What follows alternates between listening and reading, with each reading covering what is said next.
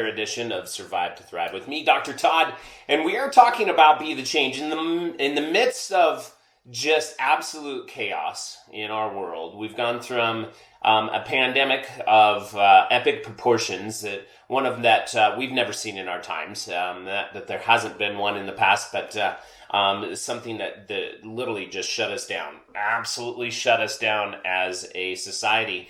Quarantined us, put us in a place where we could not move, we could not go out, we could not socialize, we could not commerce, we could not do a lot of things, and then we roll that right into an event that has us faced with the concepts of racism and police brutality, and all these types of things just started coming at us.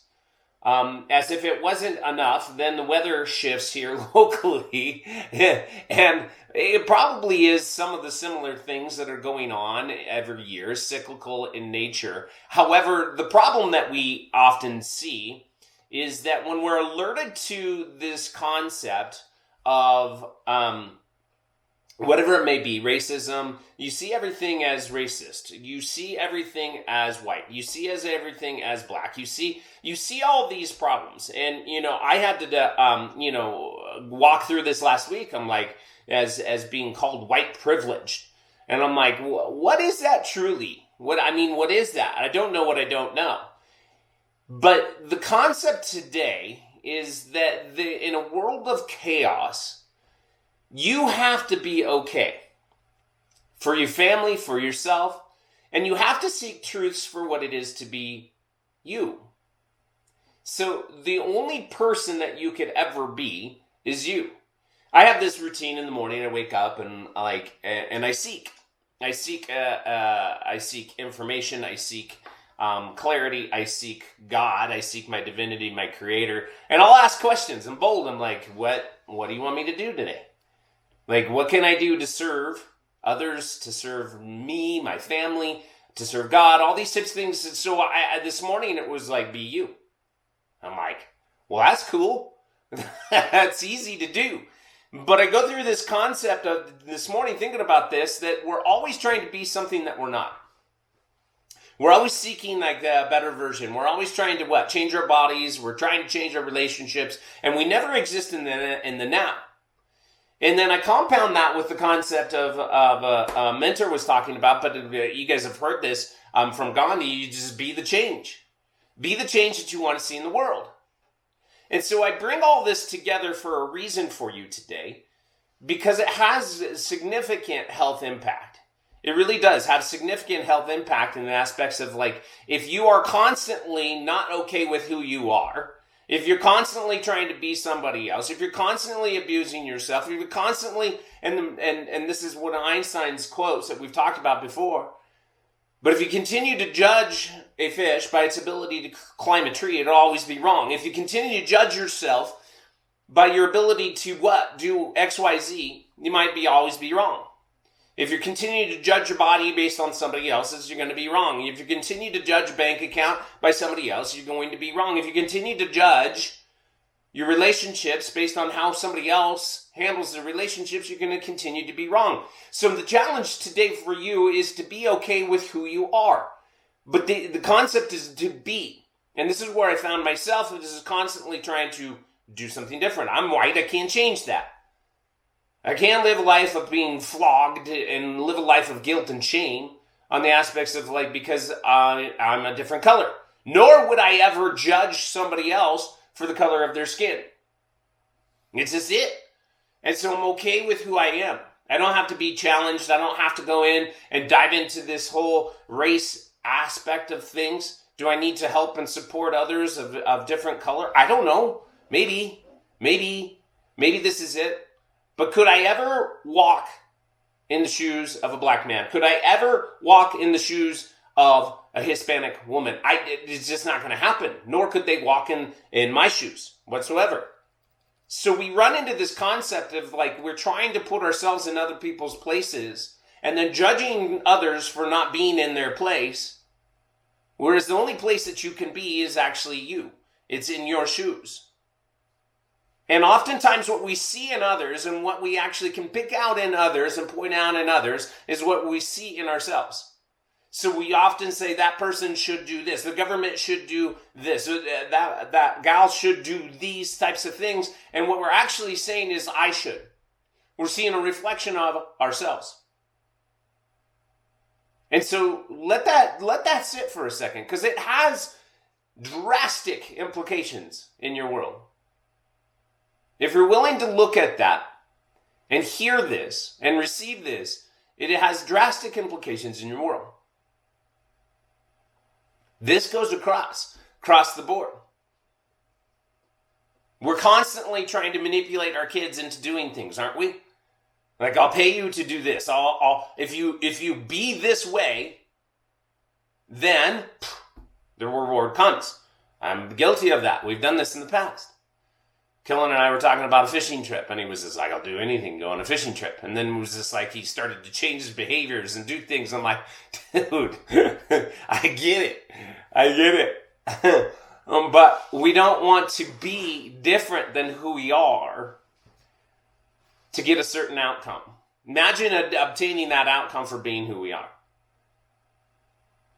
Imagine obtaining your outcomes, what you desire for being who you are. Your body, your connections with God, your connections with your significant other, your kids right now, is the result of who you've been. Now, here's the deal. If you don't like who you've been, you showed up as an asshole, all right, and these things are not working for you, then you change.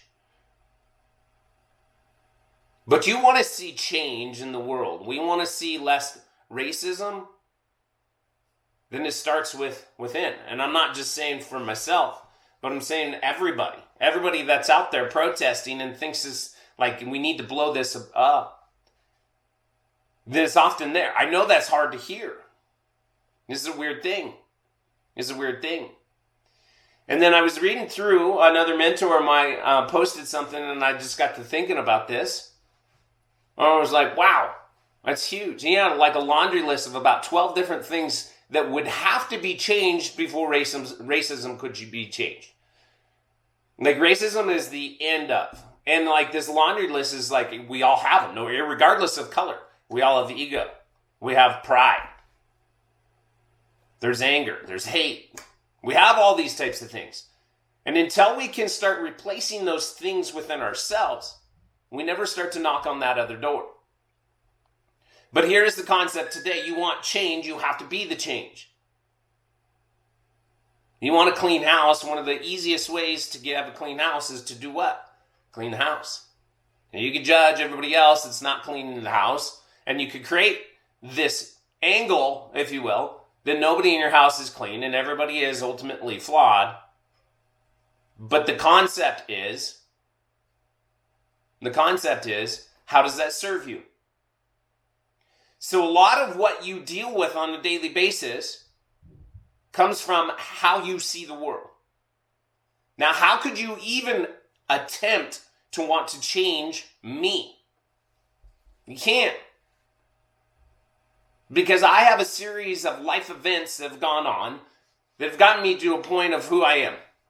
I see the world differently. Not right or wrong. I'm just going to see the world differently. I can't ask you to see the world the way I see it. You can't ask you to see the little odds and ends that I see on a daily basis. How could you? So how could I see something that you want me to see and say I should be this way? I can't. Nor could I ask you to be this way. Now, this has implications for me on a daily basis because I tried to get in. And there was times where with patients, it was like, okay, you should be here. And you should do this. And you should do... And then, although it may be true, and at the end of all the shoulds is a better way of living, a better way of being, a healthier body, and we can see the implications that this has long term.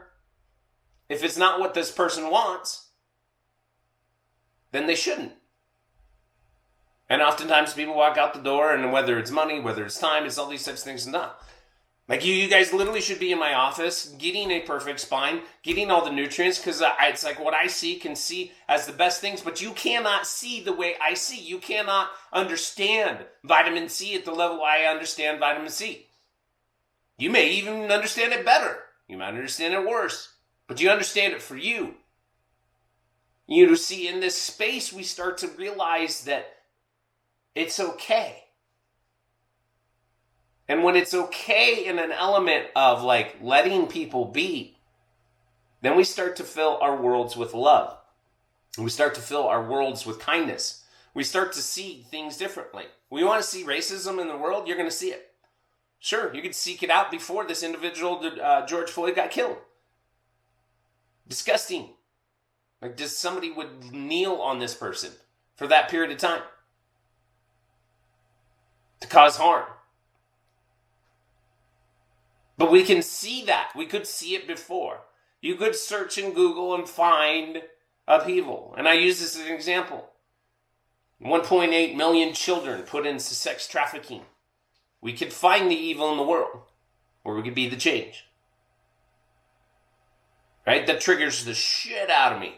It's like you want to look at one of the worst things that, you take a kid in the most vulnerable times, like a 13-year-old girl, and put her into sex trafficking. Now, if I focus on that all day, how do I see the world? I see the world as evil. I see men are evil. I see drugs as evil. I see all these things as evil and evil and evil, and I can continue to focus on all of evil, or I start to make a change. I start to donate to Underground Railroad. Lily sat next to that gentleman. Obviously, you're hearing this from me. I have a passion for this. Right? I want to change it to be the change. Right now, I can't jump in and, get a Krav Maga class and learn how to fight and go on and liberate these kids. I say that, I could, but right now it just doesn't serve me and my family. I can't do that. But what would snap me in there in an instant, I changed my worldview. When my girls get abducted, game on. And give everything up. But right now, I can better serve by donating some money and keeping that foundation going. But this is the concept. You want change, be the change. You imagine if everybody on Facebook that had an opinion on the way it should be, which is actually just did that and was that way. I want it to be this way, so I am this way. I've said this so many times. That it's like the doctor, the chiropractor that recommends 3 times a week adjustment doesn't get the 3 times a week himself. Or the doctor actually recommends all these supplements is unwilling to take the supplements themselves. Or the doctor makes all these nutritional recommendations but doesn't do them himself. I've told people in this. People are like, I'm interested in the IVs. Like, what do you know about the IVs? I'm like, I know a lot about the IVs. And I've put myself way ahead of you. They're like, what do you mean? I'm like, I've gotten 2 a week. Not consistently, but I've had like 2 a week. Because I want to see how much and how far I can take this. Because in order for me to lead you and actually tell you you should do these types of things, I'm going to come from a standpoint, I do this. This is who I am. You are welcome to this. This is the benefits I see out of this. And this is where I'm going with this. This is why I do this. If it fits with you, awesome. Jump in. And you will likely see what I see. But I can't make you see what I see. Because I'm ahead of you. I can't help you understand that I deal with my thoughts on a daily basis. That I process through these thoughts on a daily basis. Every morning I wake up and just, I literally text and type about my thoughts. What is this about? This is how I come to this today. Is to be me. I ask God, I'm like, what can I do today? Be you. I was like, stop that. Stop that. What does that mean? I haven't been me? Yeah, potentially. Potentially. Because I'm always looking at it that different version. That ahead version. How can I be this? How can I do this? How can I communicate better? What if I was just me today? And knowing that this is going to change. Like I look at my kids, they're going to change. They cannot stop it. They will change. It's inevitable. They're growing spiritually. They're growing physically. They're growing mentally. And you can't stop that. But you can be in it today. So where does this sit for you? How does this resonate for you? Because one of the biggest discords that you can have in your spirituality, in your mind, and in your body that'll make you sick is trying to be something that you're not. Like, I'm okay to hear these conversations. I'm okay that somebody calls me white privilege. Because I know deep down in my heart, I could never be racist. I just can't, it's not in me. I don't have that. I wasn't brought up with that. Well, it's not in my heart, so I don't have to worry about it. I don't have to engage in this. I get to do me. But I could be harder on myself than I could ever be on somebody else. And that's the hardest thing to look at. And it's probably why this morning was like, be you. I'm like, I am me. Who else could I be? And I'm telling myself these things because it is so true. Who else could I be? I'm me. I'm a collection of experiences and stories and life that has happened. But to embrace that and be with that on a daily basis, super cool. Knowing that tomorrow, just like my kids, tomorrow is going to be different. This is going to die today. My queen, as I call her, Marin, she's going to die today. Meaning that the version of her that shows up and what she does, the collective experiences, will change her for tomorrow. So expansion will be there. These changes will be there. It's already predestined. It's like unfolding this whole quilt and just seeing what's, oh wow, that's cool. And let's unfold it again. And it's like this huge tapestry of life. And you unfold. What are you hearing? You people that are alive with me on Facebook, what are you hearing? How does this apply for you today? Because there is so much peace in being you. There's so much peace in being you. And I get it. If you don't like the version of you that's showing up right now, it's okay. You have to be you today. And then you do little bits to change those types of things. If you have a relationship that's totally suffering, it's okay. Because you're not going to change it today. But you start to change the way that you look at relationships. Maybe you had a bad example growing up.